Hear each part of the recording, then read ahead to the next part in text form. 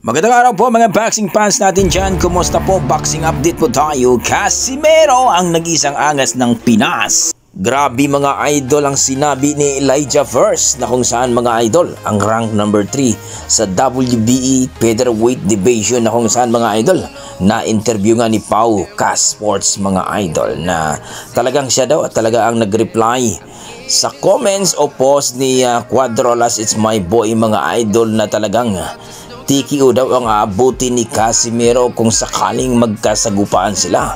At sabi nga niya ay talaga namang sinabi na niya kay Sean Gibbons na ipakasara ang kanilang laban dahil gusto daw niyang dudurugin ang ating pambato na si Cuadrolas General Casimero.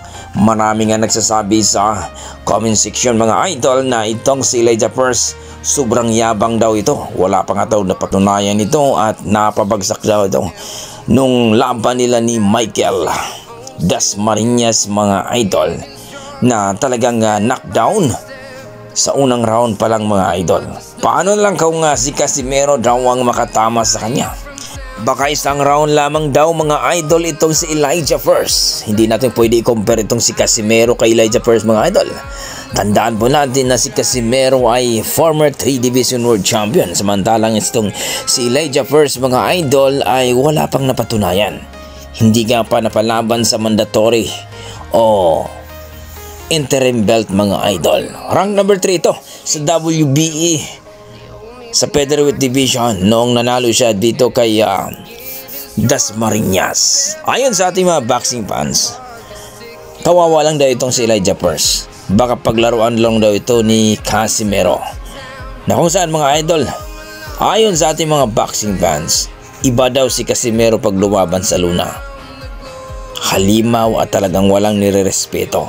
Baka magaya lang daw itong si Elijah First ni Saul Sanchez mga idol, na gumapang daw talaga. Yung mga sinasabi ni Elijah First ngayon mga idol, baka siya ang dadanas nito. TKO daw ang abuti ni Casimero, pero baka hanggang salita lamang. Tandaan natin mga idol na mas maangas pa daw itong si Elijah First kay Casimero baka sa social media.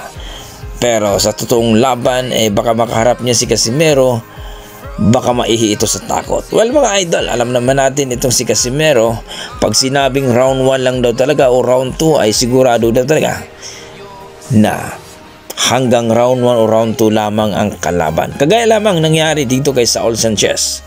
Nagsabi si Saul Sanchez na hindi mananalo si Casimero sa kanya. Pero anong nangyari mga idol? Isang round lamang mga idol ay kiuna ang inabot ni Saul Sanchez. Kaya itong si Elijah First ngayon mga idol ay talaga namang nagipagtrastukan at sinabi nga niya na makipaglaban siya ni Casimero. At TKO daw ang abuti ni Cuadrolas General Casimero mga idol kung magkasagupa sila. Ayon kay Elijah First ay sinabi niya kay Sean Gibbons na ikasan na daw ang kanilang laban. Kaya ito ning chance ni Cuadrolas Casimero mga idol at ang kanyang promoter ngayon, kung balak itong maging kampiyon itong si Casimero dito sa WBE, ikasan na ang kanyang laban at umpisa nang makipag-negotiate dito kay Sean Gibbons, ang matchmaker ni Elijah First, na mapalaban ito dito kay Casimero at ni Elijah First mga idol, dahil rank number 3 ito sa WBE. Kung sakaling manalo si Cuadros Casimero ay sigurado rank number 1 na yan o rank number 2 sa WBE. Kayo mga idol, ano masasabi nyo dito?